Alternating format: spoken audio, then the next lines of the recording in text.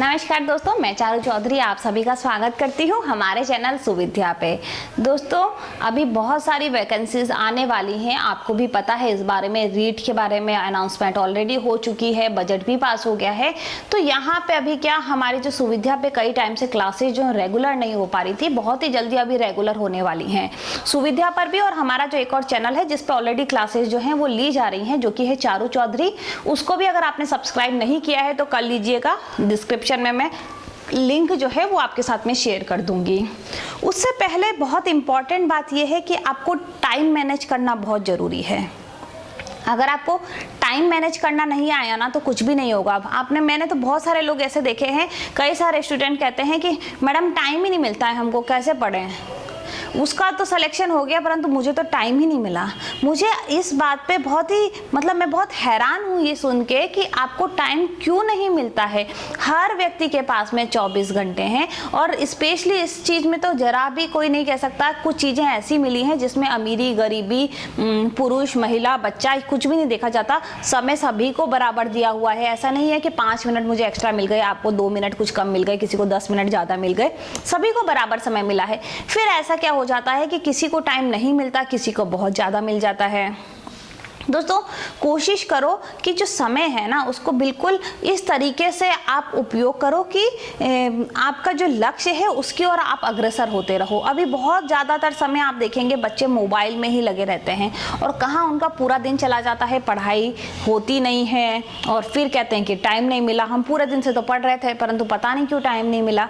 तो दोस्तों, आपने देखा होगा एक बार ऐसा ही हुआ था। एक लड़का जो था उसने क्या कहा, अपने पिताजी को कहा कि पिताजी 3 साल से आप मेरी पॉकेट मनी जो है वो नहीं बढ़ा रहे हो।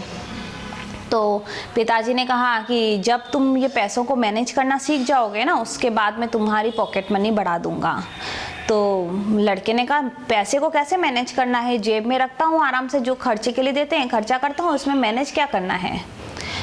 फिर वही बच्चा जो है थोड़े समय के बाद में अपनी जो कहते हैं ना बैग, स्कूल बैग जो था उसमें किताबें भर रहा था और आ ही नहीं रही थी, ऐसे भरने की कोशिश कर रहा था। उसकी मम्मी ने कहा लाओ मैं हेल्प करती हूँ, और आराम से वो किताबें जमाई। उसके बाद काफ़ी बैग जो था वो खाली भी था। उसके बाद उसकी मम्मी ने कहा कुछ समझ में आया बेटा, तुम्हारे पिताजी किस बारे में बात कर रहे थे। जिस तरीके से तुम ये बैग मैनेज नहीं कर पा रहे उसी तरीके से तुम पैसा मैनेज नहीं करते, और उसी तरीके से कुछ लोग जो हैं वो समय को मैनेज नहीं कर पाते। अगर आप समय को मैनेज करोगे ना तो वो बैग में जैसा है ना कि कितनी आसानी से सारी बुक्स आ सकती हैं, परंतु उसको हम जिस तरीके से भर देते हैं तो वो जो बैग है ऐसा लगता है बहुत फुल है और बहुत सारी चीज़ बाहर भी रह जाती हैं, और उसके बाद भी लगता है कि कोशिश जो है वो हम करते रहते हैं। तो मेन मुद्दा ये है कि हमको समय जो है उसका सदुपयोग जरूर करना चाहिए। हम सभी के पास में 86,400 सेकंड जो हैं वो प्रत्येक दिन हमको मिल जाते हैं, परंतु उनको कैसे यूज़ करना है ये हमारे हाथ में होता है। हमें तो मिल जाते हैं। मैं तो कहती हूँ कि हर व्यक्ति के पास, अभी आप कहेंगे कि ट्रंप के पास में भी 24 घंटे ही हैं, मोदी जी के पास में भी 24 घंटे ही हैं, हमारे पास में भी 24 ही घंटे हैं, हर प्रत्येक के पास में 24 घंटे हैं। फिर क्यों ऐसा होता है, कोई इजीली अपने लक्ष्य को तक पहुँच जाता है और कोई रह जाता है। एक बार क्या हुआ, एक आदमी जो था उसने क्या किया, अपने बच्चे से बड़ा दुखी था। उसका बच्चा वही 10 बजे उठना, खाना आराम से, धीरे धीरे सोना, खाना खा के सो जाना, दोस्तों के साथ घूमना, फिर मजे करना, ये सब उसके साथ में चलता रहता था। तो उसके पिताजी ने सोचा क्या करूं ऐसा, ये बच्चा सुधर नहीं रहा है, इसको कहता हूं तो कहता है क्या तुमने तो कभी मजे किए नहीं, मुझे भी मत करने दो। तो उसने सोचा कि मैंने इतना पैसा भी कमाया है परंतु जिस तरीके से ये उठता है, बैठता है, सोता है, मुझे नहीं लगता कि यह जो पैसा है कुछ अच्छे काम में यूज़ में लिया जाएगा। तो उसके पापा ने क्या किया, उसके पापा ने कहा कि ठीक है नहीं लिया जाएगा। उसका बर्थडे आने वाला था तो 86,400 रुपये उसको दिए और कहा आज पूरे दिन मज़े कर और ये सारे पैसे खर्च कर देना, और अगर खर्च नहीं किए तो मैं वापस से ले लूँगा। तो उसने कहा ठीक है ऐसा कर लूँगा मैं। जैसे 86,400 रुपये लिए, वो आराम से नहाया धोया, आलसी तो था ही, बहुत आराम से नहाया धोया, गया बाहर दोस्तों के पास, कहा मूवी देखने चलते हैं। 5-7 दोस्त आ गए उसके, क्योंकि बाकी लोग तो बिजी थे, बाकी लोग तो टाइम मैनेज कर ही रहे थे। जो जने फ्री थे वो आ गए कि चलो ठीक है मूवी देख आते हैं, फ्री में देखने को मिल रही है। मूवी देखी 3 घंटे की, फिर कहीं एक और मूवी देख लेते हैं क्योंकि पैसा इतना सारा है तो क्या करेंगे। तो उसको इतना तो समझ में आया नहीं, इतना सारा पैसे का क्या करूँ। उसने सोचा दोस्तों के आगे शान दिखा देता हूँ। फिर एक और मूवी देख ली, 6 घंटे निकल गए, शाम होने आ गई। फिर वो गए रेस्टोरेंट, खूब खाना खाया मजे से, बहुत सारी चीज़ें ऑर्डर करी, काफ़ी सारा वेस्ट भी गया। फिर उसको समझ में नहीं आ रहा था अब क्या करूँ। उसने कहा चलो शॉपिंग करने जाता हूँ। मॉल में जैसे ही गया वो, तो 10 बजे तक मॉल चालू था। 10 बजे तक उसको जितने कपड़े खरीदने थे खरीदे। वो बहुत सारे पैसे उसके पास बच गए। अब वो पैसे चाहता था कि मैं और खर्च करूं, पर उसे समझ ही नहीं आ रहा था इतनी रात को ये पैसे लेके क्या जाऊं, क्योंकि उसने वो मैनेज ही नहीं किया। उसको समझ में नहीं आया कि सुबह से लेके शाम तक मुझे ये खर्च करने, तो किस तरीके से मैं खर्च करूं।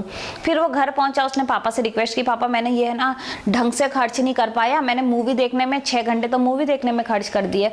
अभी मुझे ऐसा फील हो रहा है कि मैं अगर उस समय शॉपिंग करने जाता तो मैं सामान खरीद लेता, मूवी भले ही लास्ट में देख लेता।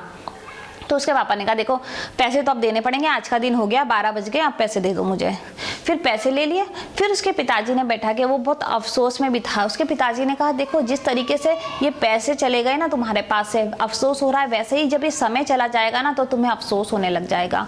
क्योंकि अभी तुम्हें ऐसा लगता है कि ये है और आगे आता रहेगा, समय अभी आपको मिलता जा रहा है, परंतु ये 86,400 सेकंड जो है ना वो डेली तुम्हारे अकाउंट में डिपॉजिट होते हैं। मतलब डेली तुम्हारे अकाउंट में आ रहे हैं, क्रेडिट हुए तुम्हारे पास में, परंतु तुम क्या करते हो, उसका सदुपयोग नहीं करते हो और वो वैसे के वैसे चले जाते हैं। तो ये जो पैसा है ये देके मैं तुमको बस यही एक्सप्लेन करना चाहता था कि इतना पैसा होने के बावजूद भी तुमने उसको यूज नहीं किया। तो अगर समय को हम अच्छे से यूज करें, ये तो चलो पैसे की बात जस्ट कहानी के माध्यम से मैंने आपको समझाने की कोशिश की, परंतु अगर हम समय को अच्छे से यूज करते हैं तो कोई भी टारगेट ऐसा नहीं है जो हम अचीव नहीं कर सकते।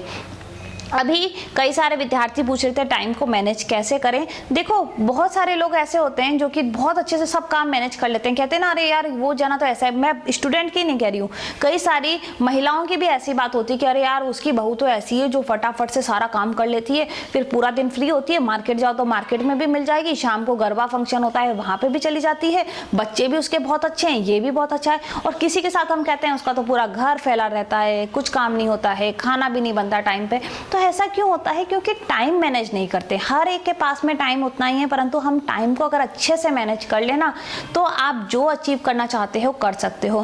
पहली चीज जो मैं आपको कहना चाहूंगी, देखो टाइम जो सबसे ज्यादा आजकल की जनरेशन में खा रहा है वो है मोबाइल। सुबह से लोग मोबाइल उठा के बैठते हैं, चैटिंग करते हैं, चैटिंग नहीं भी कर रहे हैं तो वो फेसबुक पे धीरे धीरे स्क्रॉल करते रहेंगे, आज इसने ये पोस्ट किया, उसने वो पोस्ट किया। देखो किसी ने क्या पोस्ट किया उससे आप कुछ अचीव नहीं करोगे, कुछ भी नहीं मिलने वाला है आपको दूसरों ने क्या पोस्ट किया है उससे। आप कुछ एजुकेशनल देख रहे हैं बात अलग है, परंतु अभी आप विद्यार्थी हैं, आप ज़्यादातर समय अपना पढ़ाई पे लगाएं और मेन चीज़ ये है टाइम टेबल बनाएं कि आपको इतने बजे उठना है, ये करना है। अभी आप ये देखिए कि आपका सिलेबस कितना है। मान लीजिए आपको पता चला 10 यूनिट है, एक यूनिट पूरी करने में आपको 7 दिन लगेंगे। 7 दिन लगेंगे, कितने घंटे लगेंगे 7 दिन में? मान लीजिए आपको एक दिन में 5 घंटा देना पड़ेगा, तो आप अपने 5 घंटे जो हैं वो मान के चलिए कि आपको पढ़ना है।